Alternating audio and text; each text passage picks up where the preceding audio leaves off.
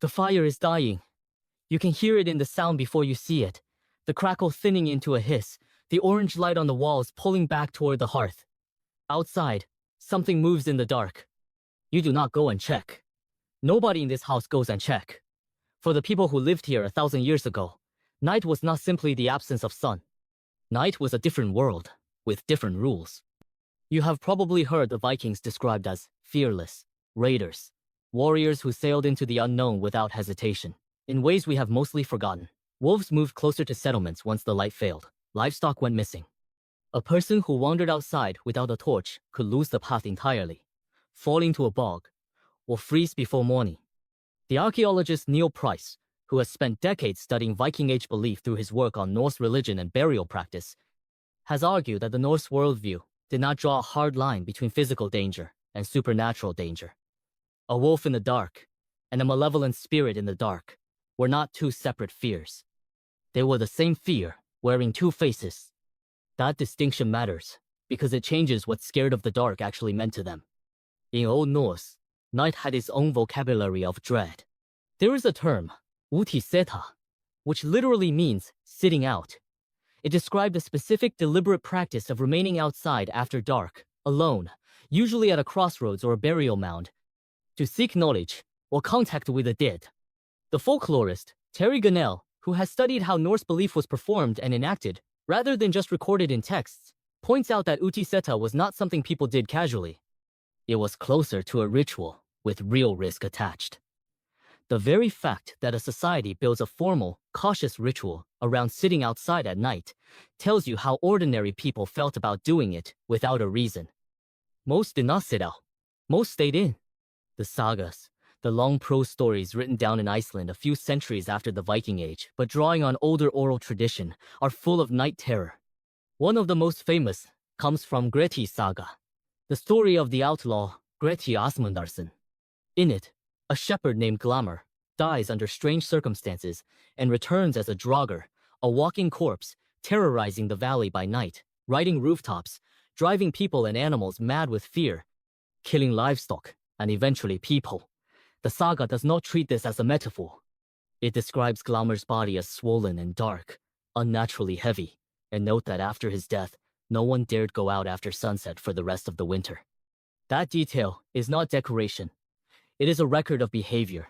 An entire community reorganizing its life around the hours of darkness because of what they believed was out there. And the fear left physical evidence, which is where this stops being folklore and becomes archaeology. Excavations of Viking-age graves across Scandinavia have turned up what researchers call deviant burials. Bodies buried face down, bodies with heavy stones placed on the chest or beneath the head, bodies decapitated, with the head placed near the feet instead of where it belonged. These were not random acts of cruelty. They were precautions. The logic, reconstructed by archaeologists studying these sites, was straightforward within the Norse worldview. Some of the dead did not stay dead. A draugr was thought to retain the strength and grudges it had in life, only worse. And the stone on the chest, the severed head, the awkward position, these were meant to physically prevent the body from rising and walking back into the world of the living, usually at night. Picture it now. A Viking-age farmstead in late autumn. The sun sets by mid-afternoon this far north. Inside the longhouse, a single hearth fire is the only light, and it is being banked down, not fed, because wood is precious, and the family will sleep soon. The wooden shutters are already closed. Someone has hung iron near the door, since iron was widely believed across Norse and later Scandinavian folk tradition to ward off supernatural threats. The children are told, not for the first time, not to go outside once the fire is low. Somewhere beyond the walls, a wolf calls, or the wind moves through bare branches in a way that sounds almost like footsteps. Nobody gets up to look. They pull the furs tighter and wait for morning, the way their parents did, and their parents before them. Here is the counterintuitive part. This fear, the one that sounds so irrational to modern ears, walking corpses, malevolent spirits, was not a failure of Viking-age society. It was a survival system.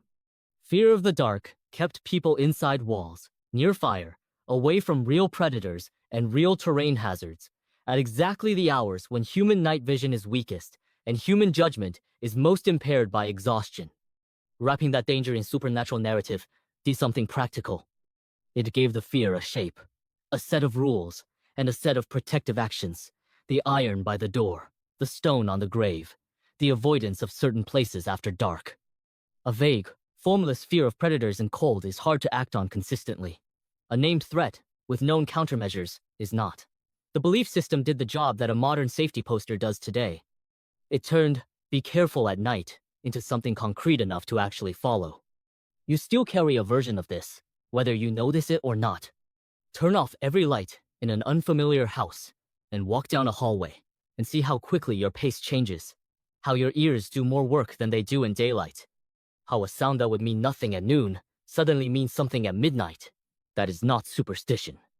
It is a very old piece of human wiring, the same wiring that told a Norse farmer to stay by the fire, still running quietly underneath a species that now has streetlights, smartphones, and locks on every door. We inherited the caution long after most of us stopped needing it for wolves. The fire is dying.